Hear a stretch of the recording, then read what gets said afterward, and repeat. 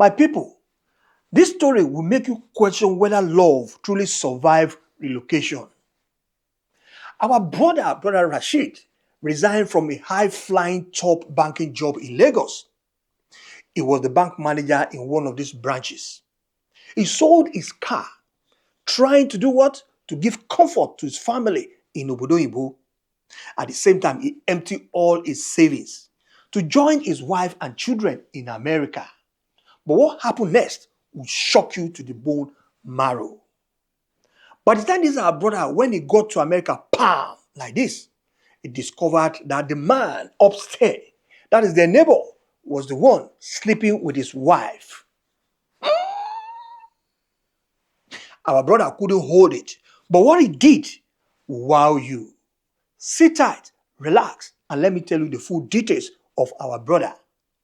This is the story of Brother Rashid. It all started in the year 2019, all the way from Lagos in Nigeria there. What happened to this family? Mr. Rashid Balogun, he now 42 years old, a respected senior operation manager at a new generation bank all the way from Victoria Island in Lagos.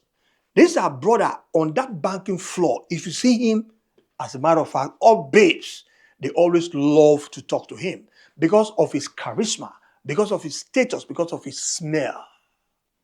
His wife, Auntie Aminat, had always dreamed of America right from when he was little. Brother Rashid knows that. And Brother Rashid loves his family. He loves them deeply. So what did he do? So in 2020, he sponsored them through an independent pathway. That was still under process, and this our brother supported them financially from Nigeria.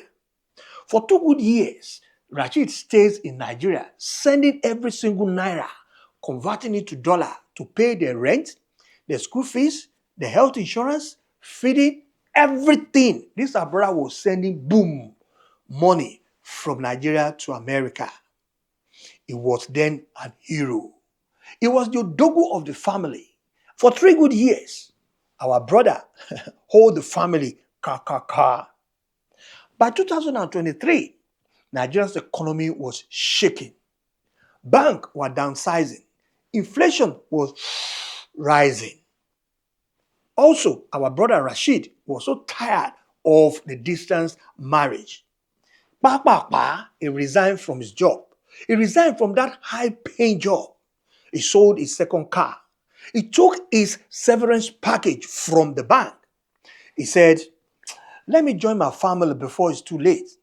And sharp, he flew to America to join his family.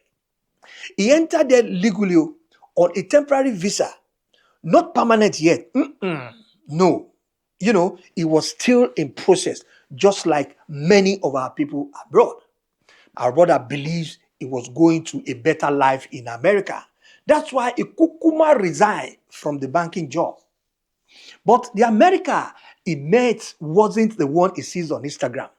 That same America wasn't the one he sees on Snapchat or on TikTok. When our brother arrived in Houston, Texas, reality slapped him bars, bows, left, right, center, back, and front. His wife told him, honey, this is America. You can't stay home like this, Bills will not wait for you. We need to pay bills. And you sitting at home, it doesn't help things. If you're still bringing the little savings, the one you have in Nigeria, it will soon finish. So please, try and work. The guy said, work again. Banking work? It's going to take a while before I will see banking work.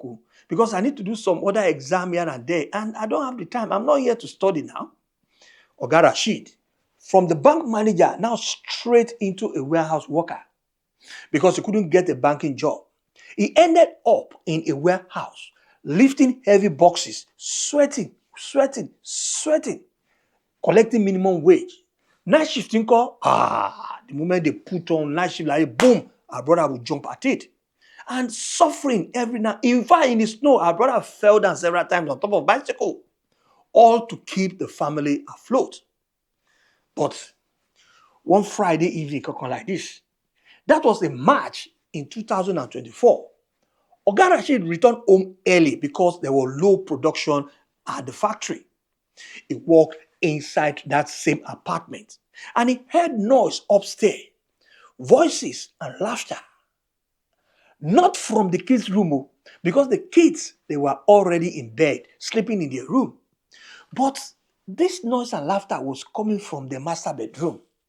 Our brother climbed gently, gently, gently. Hey, when he opened the door, and there was Aminat.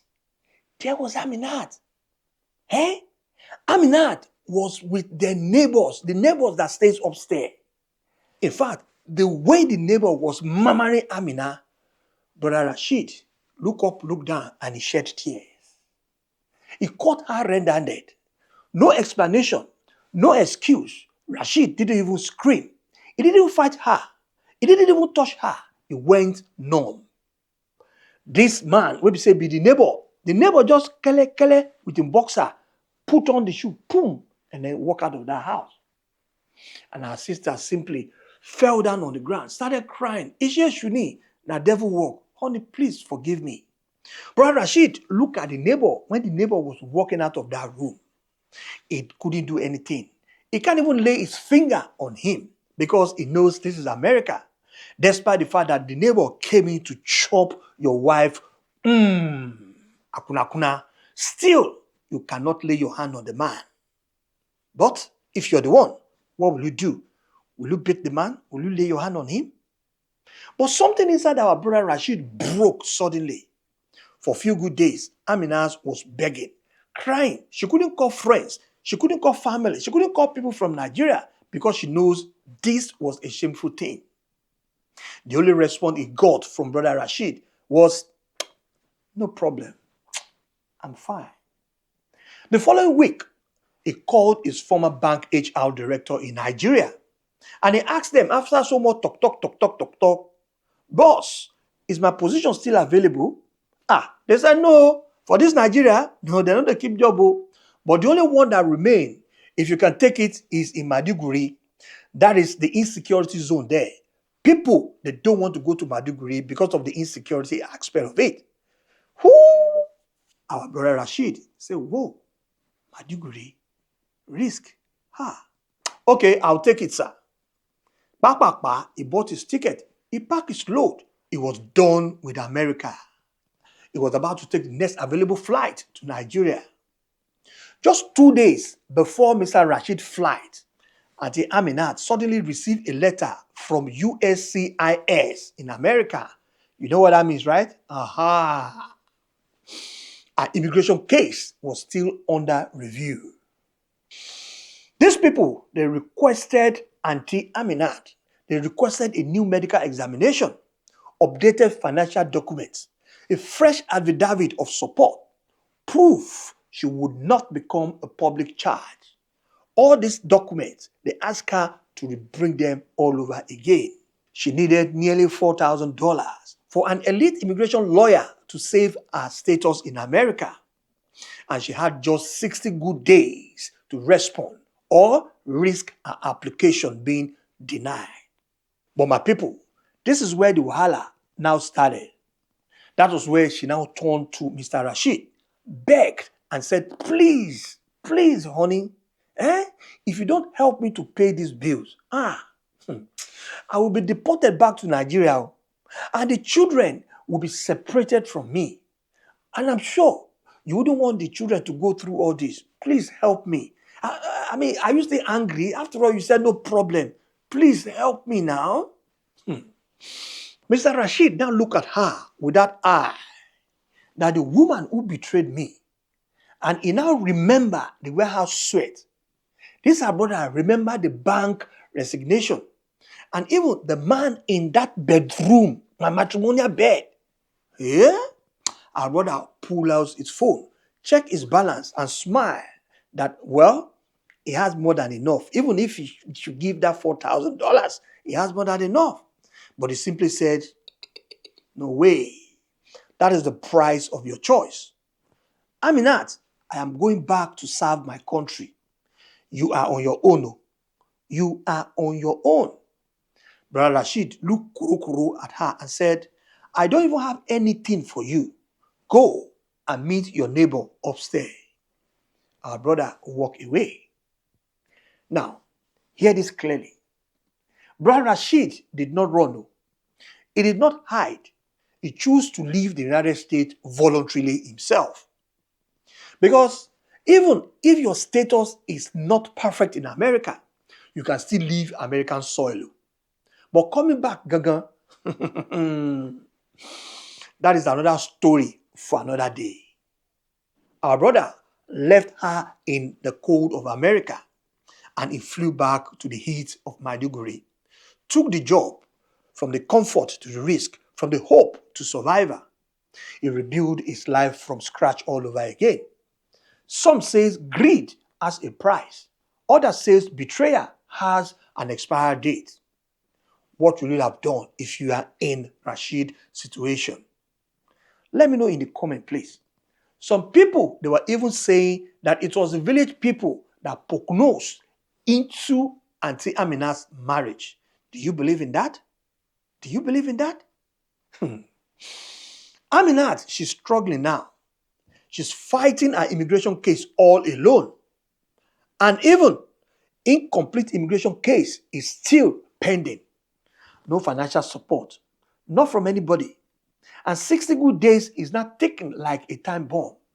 The marriage collapsed completely. My people, this story is not just about betrayal. It is about something deeper. Immigration system doesn't care about your emotions.